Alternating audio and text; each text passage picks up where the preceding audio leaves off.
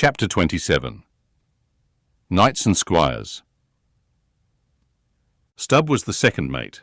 He was a native of Cape Cod, and hence, according to local usage, was called a Cape Cod man.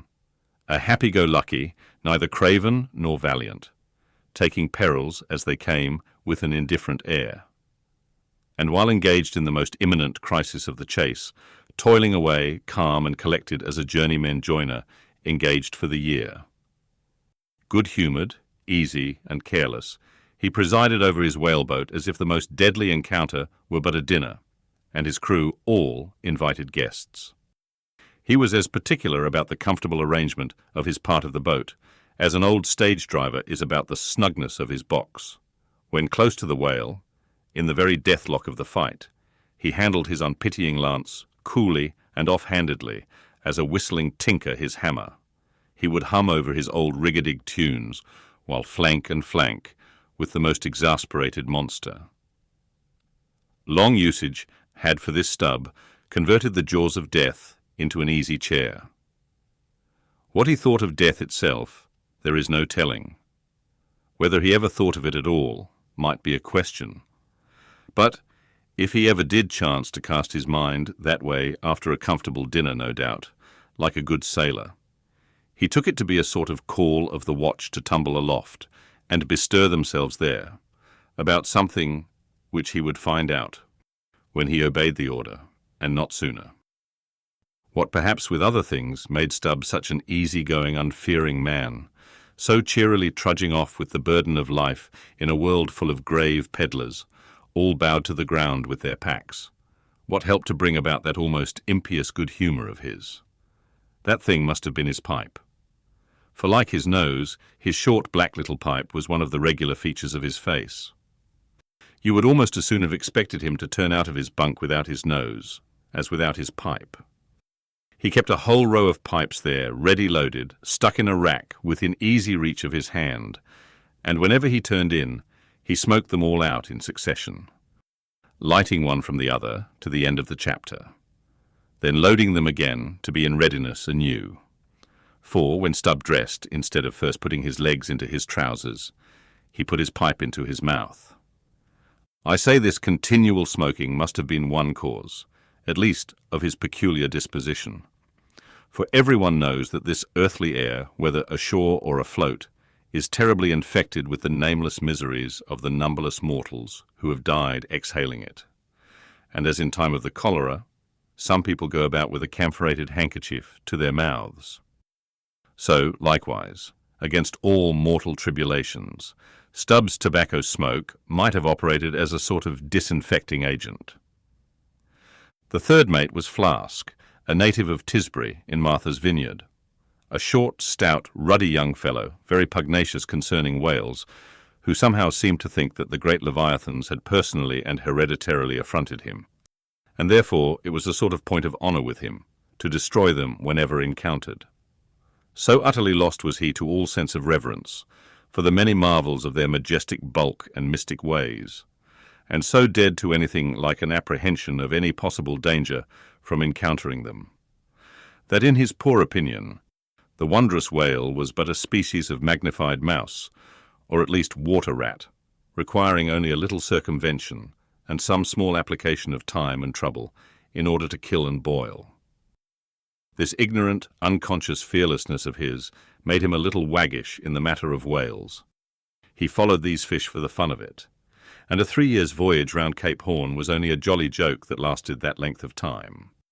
As a carpenter's nails are divided into wrought nails and cut nails, so mankind may be similarly divided. Little Flask was one of the wrought ones, made to clinch tight and last long.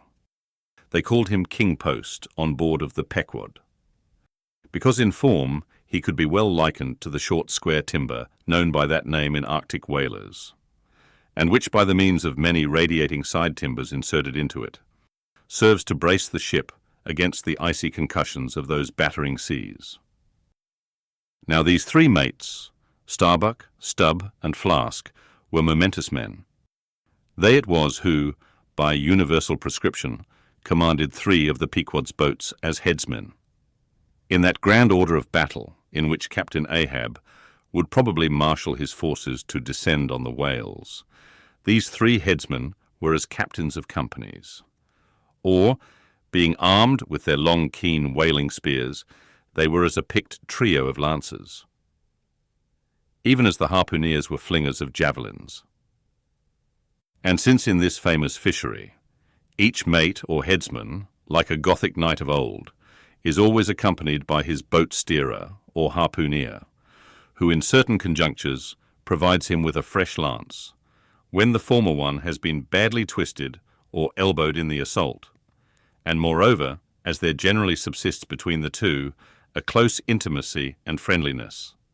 It is therefore but meet that in this place we set down who the Pequod's harpooneers were, and to what headsman each of them belonged.